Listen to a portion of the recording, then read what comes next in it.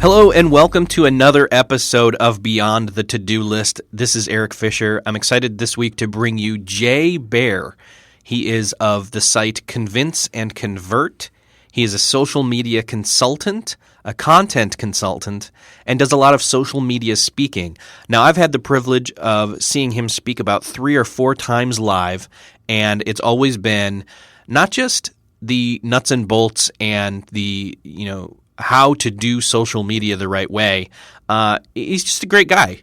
And so I think you're going to really like what he talks about here with balancing doing social media, much like the Michael Stelzner episode, but in a different angle of how to, be somebody who's writing books and blogging and speaking and running a business that's consulting for social media all at the same time. And so we'll get into the episode right away. But for just a second, I wanted to let you know this episode is brought to you in part by GoToMeeting by Citrix. No matter what part of your life you're thinking about, you always have to have meetings. It's where you share ideas. It's where you think about what problems you have and you solve them and you create solutions. You have to communicate. But if those people that you need to meet with to talk through these things aren't all in the same place, then you need to find a solution.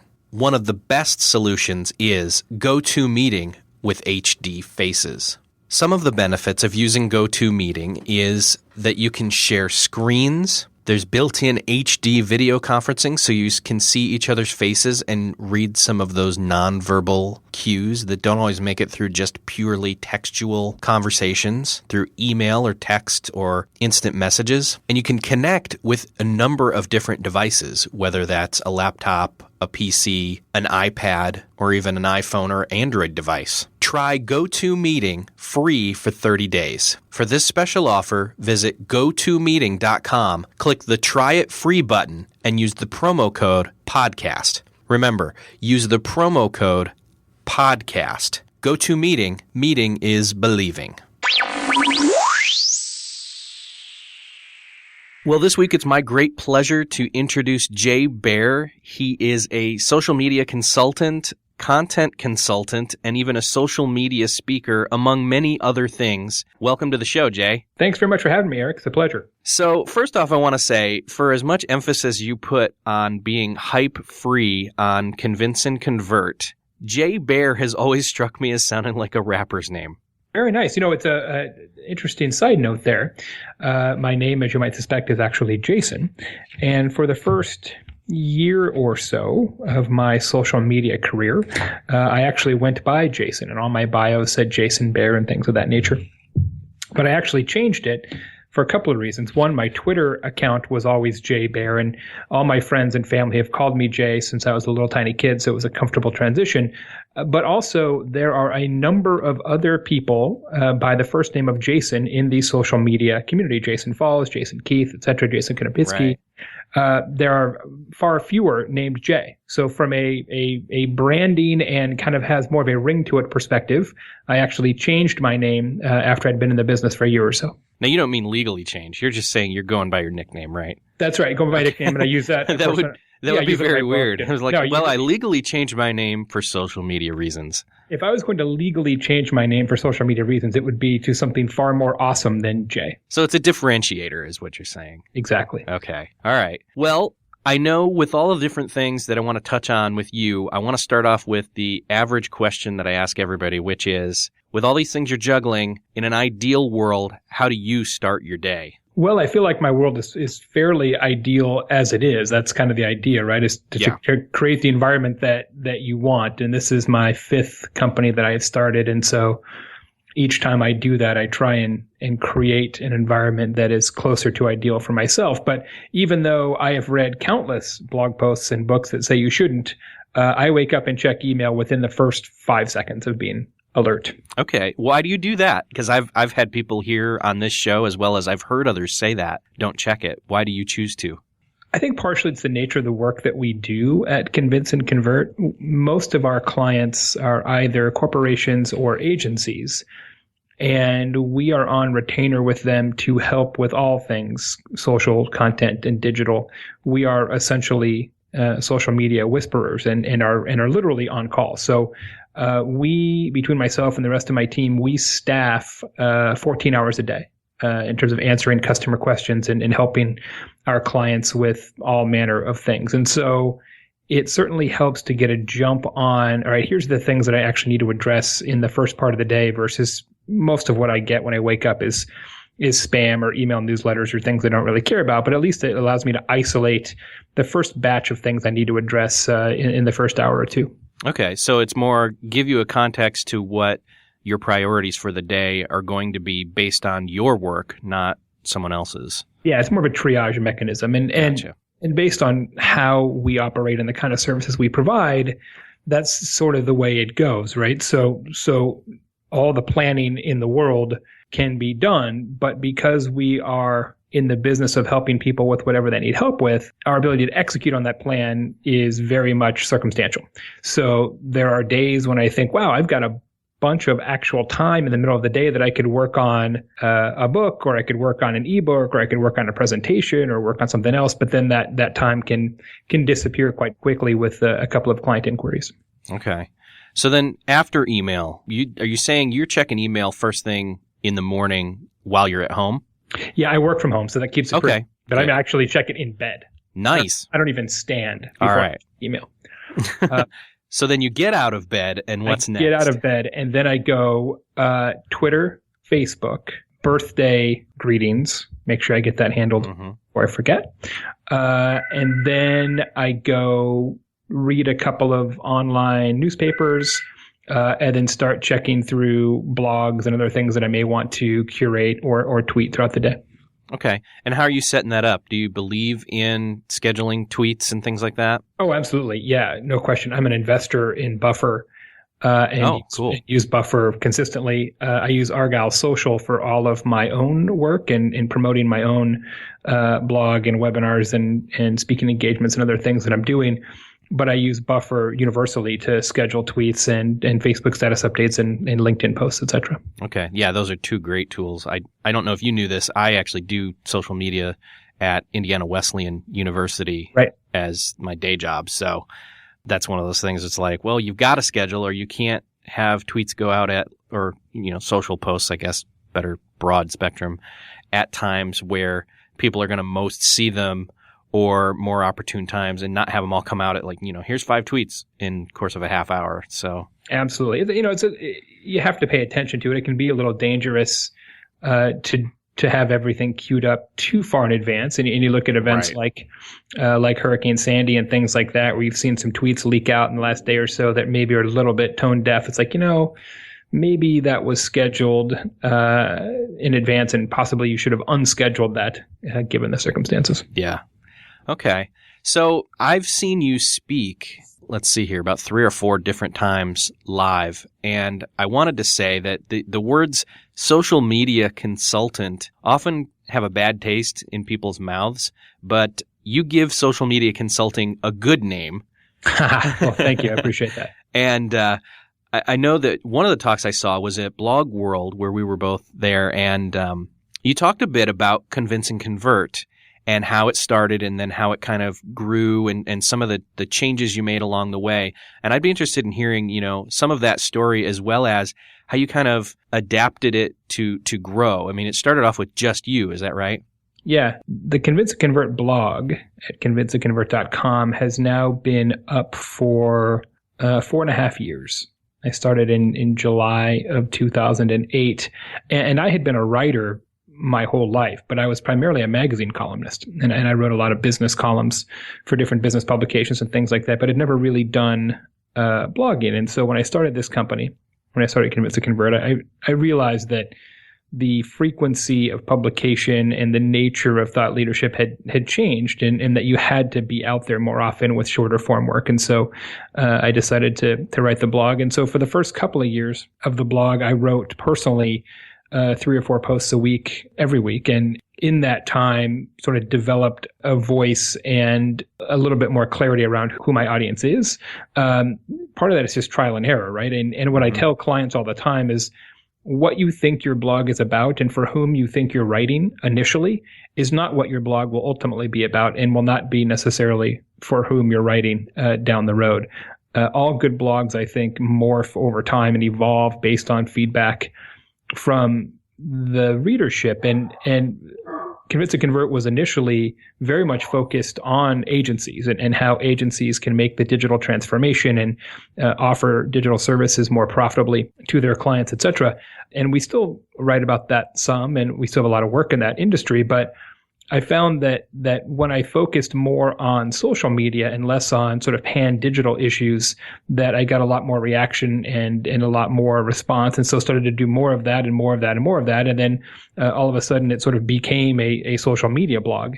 And the rest, as they say, is history. But it was by no means an overnight circumstance. I show, and sometimes when I do presentations about blogging, I show my actual Google Analytics traffic chart over the 4.5 years that we've had the blog. And it's very much a slow and steady climb throughout that entire period. There was no sort of a detonation, if you will. It was just, you know what?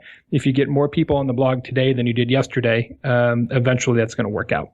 So you would say maybe part of success in this case, or in many cases really, is just continually showing up. Yeah. My biggest peeve with bloggers is this party line that's out there that, I want to write a blog post when I'm inspired. Yeah. Well, you know what? You're not going to be inspired that often, right? So I always say perspiration trumps inspiration. And the best way to be a successful blogger is to actually blog. Because even if it's not the single best blog post you've ever written, everything you ever write or publish has some net present value to your business. It's going to continue to generate traffic. It's going to continue to generate backlinks. It's going to continue to generate social shares.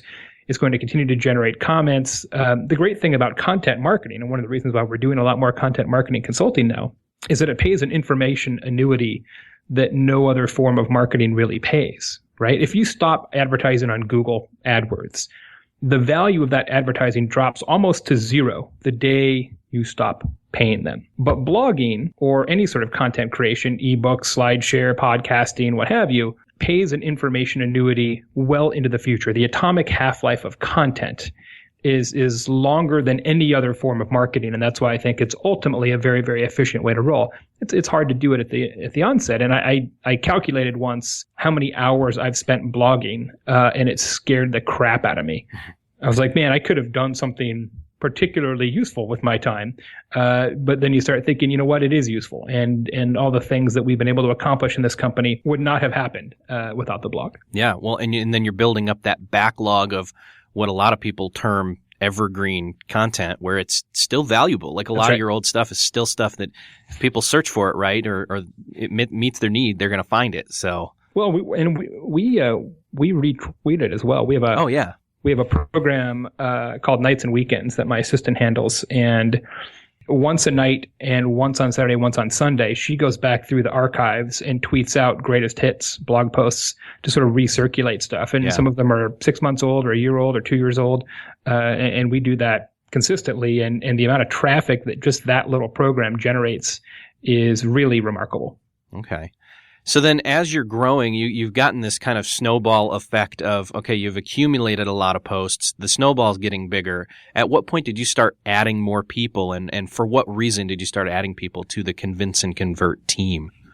Well, I really added people to the team, and there's 7 of us now to handle client work. Okay.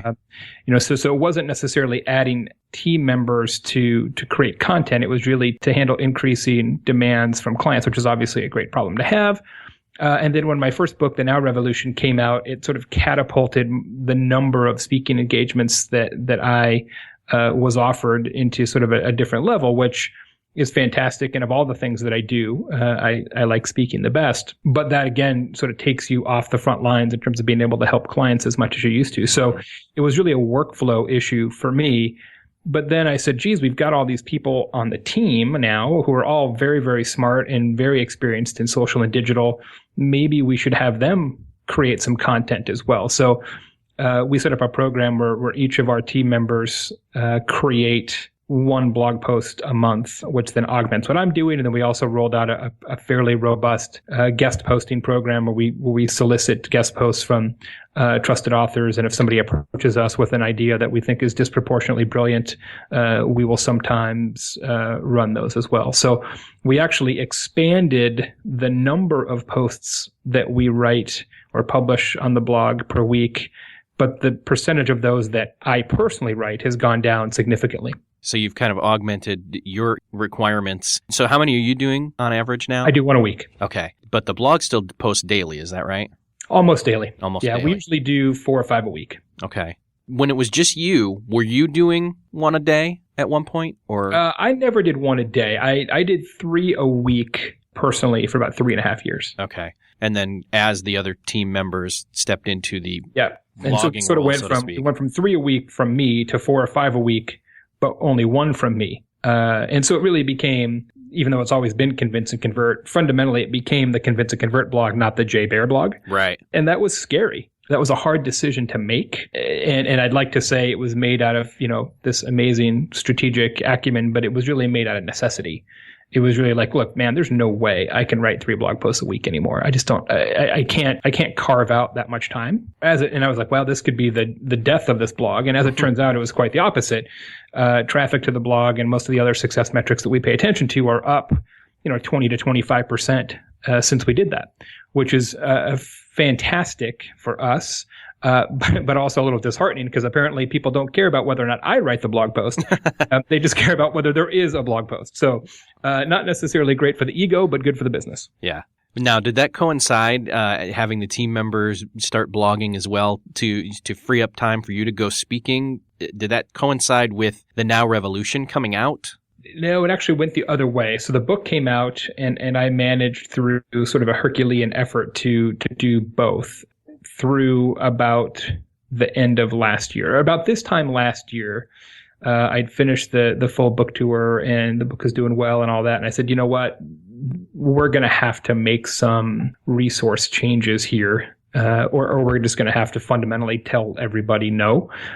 So around the beginning of this year is when we started to expand the team even more. So we sort of went from myself and my assistant Jess, and then we sort of added a couple more people and to the point we're at now. So and we may need to add some more resources in the first quarter again. So then you've got the consulting and the speaking and the blog and the book that came out. How did Social Pros podcast come about? Yeah, I love the podcast. It's one of my very favorite projects. Probably my favorite thing that I work on consistently. It's kind of a funny story. So Argyle Social, who we mentioned earlier, has been a sponsor of Convince and Convert for a year or so, and great guys to work with, really like them and like their product. And Eric Boggs, who's their CEO and founder, have spent some time together personally at South by Southwest and other places, and we just sort of have a good rapport.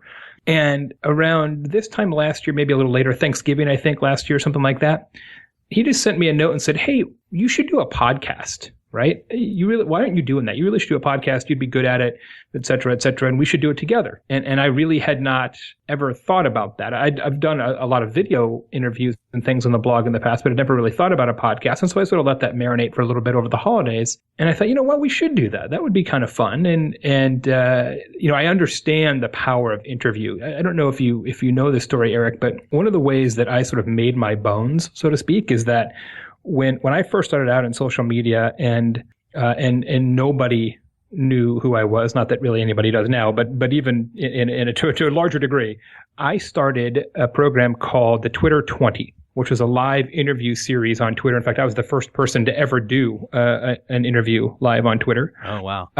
And I would interview sort of social media luminaries, right? Chris Brogan and Gary Vaynerchuk and Joe Jaffe and Scott Monty and a lot of other people, David Armano.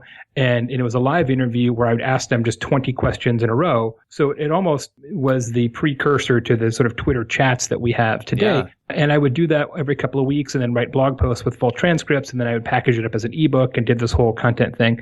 And that is what sort of got me on the radar for a lot of people. So I understood the power of the interview format from that experience. And so when Eric said, you ought to do a podcast, I said, yeah, you know what? I think that would be interesting. And I wrote a blog post on the site and asked my readers questions about what would they prefer in terms of length and format and things of that nature, and got some good feedback, some crowdsourced feedback there. And then Eric and I rolled it out first part of the year this year, and we're on episode 41 this week. And it's been going great. Love it. Well, and I kind of say that as a listener of that show, I love it too, especially because of my day job. But even people who aren't in social media as a job can really get a lot out of that, because you really are talking to people who are doing, well, like you say, you're talking to real people doing real work in social media. And so it's not just people who think they know what they're talking about. It's people actually, in the trenches doing the work. Yeah, that was when we thought about the strategy for the podcast. We looked at what else was out there, and there's a lot of great podcasts. And in fact, this year has really become the year of the podcast. There's been so many new ones started just in the last few months, and a lot of the new ones have asked Eric and I for advice, and so that's gratifying to see that we had a small role in sort of adding some fuel to the social media podcasting fire, which is kind of fun. But one of the things we really wanted to differentiate was, look, let's try and keep this as consultant free as possible. Not because I don't want to talk to other consultants. The people who are in the trenches, people who are doing the kind of work that you're doing for brands, don't get talked to as much because they just don't have the public profile. They're not doing all the keynotes and the books and all those kind of things. And I feel like those are the more interesting stories. So that's what we try and focus on. Okay. You also, aside from Social Prose, which is social and it's professional, it stands for professional, not like poetry. Although that'd be an interesting social media podcast. I like social prose, yeah. That would be tweets with iambic pentameter. Yes. But you also are doing, from the site, Convince and Convert, One Social Thing. Can you explain that a little bit? Yeah, One Social Thing is our newsletter project. It's onesocialthing.com. And that has also been an evolution over time. It sort of it mirrors the evolution of the blog as a whole. So my background is in web strategy and more specifically email marketing and landing page optimization and those kind of things. So I've been an email proponent for a long, long time. And so we've had an email newsletter, quote unquote, as part of Convince and Convert from day one. It used to be a regular weekly. And then we switched it for a while to a Monday and Friday product that we called the 3-2-1. And it was 3 social media stories that you should read, sent twice per week, Mondays and Fridays, at 1:00. That's why it was called the 3-2-1. And 3-2-1 was really successful. It went great. But then I started thinking about, everything's getting faster. Everything's getting shorter. Everybody has less time. There's this massive tsunami of content out there. What is the logical conclusion to this trend? And so I thought, what the logical conclusion is just one thing. Pick one thing and say, look, if you can only read one thing about social media or content marketing, this is the one thing that you should read today. And I thought, what, you can't outdo that framework, right? You can't say only read half a thing today, right? So I just felt like intellectually it had a nice spin to it. And so we switched to the One Social Thing a few months ago. And it also, just as an aside, it allows us to publish more frequently in a way that I hope isn't annoying, which gives our sponsors a little bit more exposure to our readership as well, which is nice for them. So we moved to One Social Thing, and literally that's it. It's you get an email every day from us that says, all right, this is the article that we think you should have read, and we curate that article from a wide variety of places and try and keep people up to speed on what's really going on. It's a little bit of a difficult editorial challenge, though, Eric, we've found in that we don't want to be mashable, right? You don't want to say, here's, is it One Social Thing news, or is it One Social Thing kind of issues, or is it One Social Thing, this is the single greatest blog post written today? And so we continue to struggle a little bit with the editorial direction of One Social Thing. I think a lot of people like it. The results of it are pretty strong, not overwhelmingly strong, but pretty strong. But it's still a work in progress in terms of what should be included as a One Social Thing. And we're working on it. Yeah, I was going to ask you how you're kind of curating that, as well as how are you personally finding things, what are your go-to sources, so to speak, for stuff that you want to tweet out or share with your audience? It's funny. It used to be RSS, and I had the same conversation with Tom Webster from Edison Research the other day, and we were talking about a different issue, and he said, I haven't used an RSS reader in like a year and a half, and I'm like, yeah, me neither. And I used to use an RSS reader multiple times a day, as I think many people did, but now I increasingly use Twitter, as a finding mechanism. As sort of headline news for the digital age. So I have a lot of Twitter lists set up in Argyle Social for different people in different categories, clients and sort of social media types and content people and all that. And so I tend to scan the links that they're putting out there. I've got, blogs that I know that I like and things that I'm particularly fond of. I subscribe to everything via email, right? And I'm still old school like that. So I get, I don't even know, 30 or 40 emails a day from different blogs or aggregator services. And so that's a good source. And then for One Social Thing, we actually have a Pinterest board where everybody on my team, it's a group board, can pin to it. And so we pin ideas for One Social Thing to the One Social Thing Pinterest board.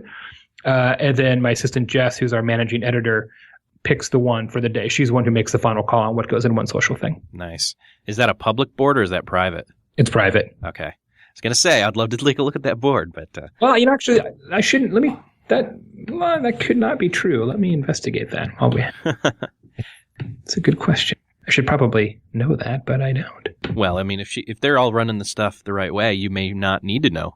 Right. Well, I mean, I probably need to know, but there's only so many things that I want to know. Yes. It's sort of like, it's private for now. Okay, good. It's sort of like car maintenance. Mm-hmm. Yeah. Perfect example. And as I said, this is my fifth startup professional services company. And one thing I learned in about 2004 was that, look, my nature is to want to try and control everything, but you end up doing yourself and the rest of your team a huge disservice if you operate like that, right? You got to find good people. Mm-hmm. And train them in how you want things done and just let them do it, right? You cannot micromanage everything because it just sucks your attention away from the big picture. And once I sort of made that mental leap, my life and my businesses have been substantially better as a result. So if you can get the right people and train them to do the right things as close to how you would do them as possible, then you can step away and you can trust them. Yeah, I think the other way I explain this to people is, look, you need to do only the things that you are uniquely qualified to do. If you're spending time doing things that other people on your team can do, then you're actually robbing yourself of opportunity. Yeah, which actually is a great segue into only you, Jay Baer, can write your next book. And how are you bridging that into all this other stuff that you're doing now that you've gone back into book mode? Yeah, actually, I just started book mode on Sunday, a couple of days ago. So today will be day 3 of book mode. I'm writing this book in some ways the same way I wrote my half of the Now Revolution, in that I say, okay, here's about how many words this book is going to be. And I break it down into a daily writing goal. And so I will, I do my job, my day job, if you will, hang with the kids, have dinner, get the kids settled in, and then I'll write for a couple hours every night, and then write for most of one of each of the weekend days. And I have discovered over time that apparently that's unusual, that most people can't write on command like that. But I can, so I do. So I've been doing research for the book for 2 or 3 months, but I should be able to write the book fundamentally in 4 or 5 weeks, which I'm told is also pretty quick. Yeah. I'm doing a lot of speaking around the new book, which is called Utility, Why Smart Companies Sell More by Selling Less. And it's all about the notion of what if your marketing was so inherently useful that people would pay you for it? That the way to differentiate now in this modern world where every company is screaming and shouting and tweeting and Pinteresting is not necessarily to be more clever or more viral or even more findable, but to be just useful. That if you are inherently useful, your customers will do your marketing for you. And we've got lots and lots of case studies in the book, and I'm really excited about it. But it is difficult. It's going to be a crazy few weeks because it's like having a second job. Mm-hmm.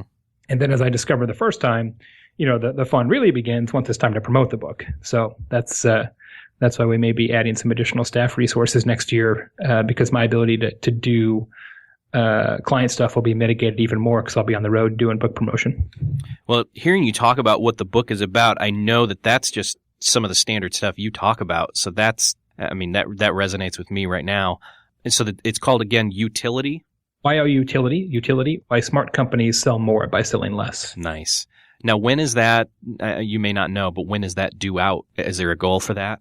Spring-ish. I don't have my book contract done yet. Okay. That should be finished. I'm doing it a little different this time. I'm sort of writing the book while I'm working on the contract. Typically, it goes the other way around. But I sort of had this, I shouldn't say hole, but opportunity in my schedule where I'm not traveling much between now and the end of the year. And so I said, if I'm going to write this thing, it needs to be in this window. So I'm writing it, and then we'll figure out the paperwork later. But it should be spring sometime, I think. Okay. Well, we'll look for that. Would you say that one of the reasons why maybe it's not normal for other people is they do wait for that whole, I'm going to wait to write when I'm inspired, and you're just used to, you've done the research and now you're just ready to perspire and get it done?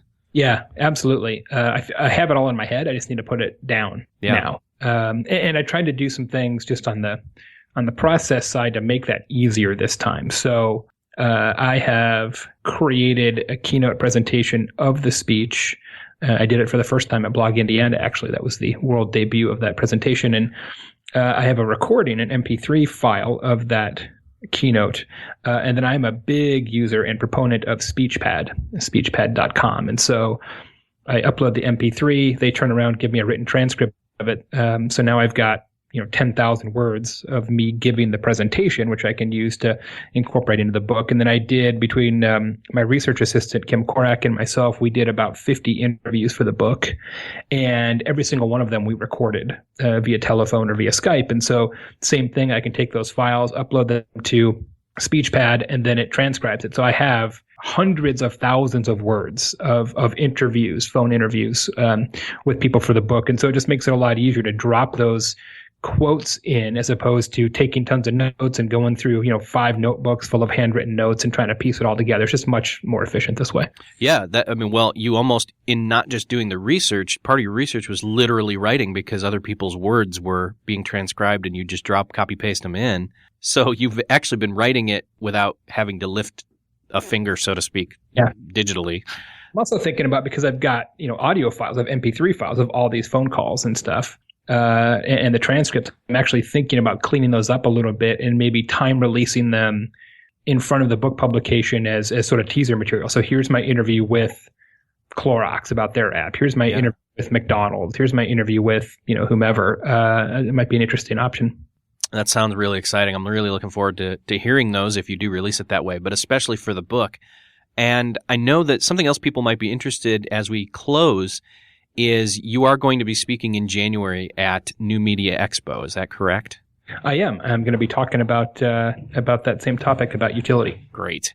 I will actually be speaking again. I'm going to be speaking about Facebook EdgeRank, so I will see you there. Very nice. I'm looking forward to it. It's going to be a good event, and I've got a lot of things going in January, which is great, but it's going to be an abrupt beginning to the year. I will not be easing into 2013. Yeah. That's okay. I'm already trying to figure out, okay, how do I get away for a nice long Christmas vacation with family and stuff? So, well, in closing, I'd love for you to plug any and all of your stuff of where they can find the blog, the podcast, all of that stuff. If you go to convinceandconvert.com, which is our home base, that's the best place to get connected to everything else. And then if you subscribe to One Social Thing, onesocialthing.com, which is our daily email newsletter, you'll get one amazing story per day, and then we'll keep you up to date on all the other cool stuff that we're doing. We've got 3 ebooks I think we're rolling out between now and the end of the year, all kinds of other balls in the air. Awesome. Well, thank you again, Jay, for coming on the show, and it was great having you. My pleasure. Thank you for the time. Well, that wraps up another episode of Beyond the To-Do List. I want to say thank you again to Jay Baer for joining me. Jay Baer, like you heard, will be speaking at New Media Expo, as well as myself, and you could come see us speak. Really fairly inexpensive compared to other conferences. Please check that out at beyondthetodolist.com/NMX, the letters NMX. We'd love to see you there.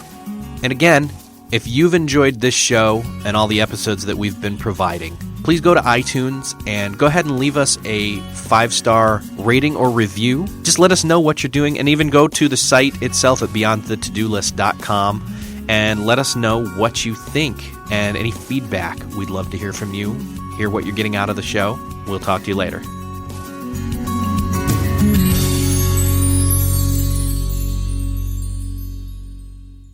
Beyond the To-Do List is a proud member of Noodle Mix Network at noodle.mx.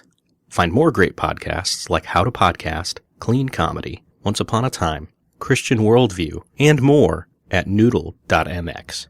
Think, laugh, and succeed by subscribing to our podcasts at noodle.mx. Hi, this is Daniel J. Lewis with Noodle Mix Network. Thank you for nominating our podcasts into the finalist positions at podcastawards.com. Now the easy but most important part starts. Please visit podcastawards.com every day, November 1st through 15th, to vote for our podcasts. Under comedy, vote for The Ramen Noodle. Under entertainment, vote for Once Podcast. And under technology, vote for The Audacity to Podcast. Please do this every day on podcastawards.com, November 1st through 15th, 2012, and your votes will help our podcasts. Thank you for your support. We really appreciate it.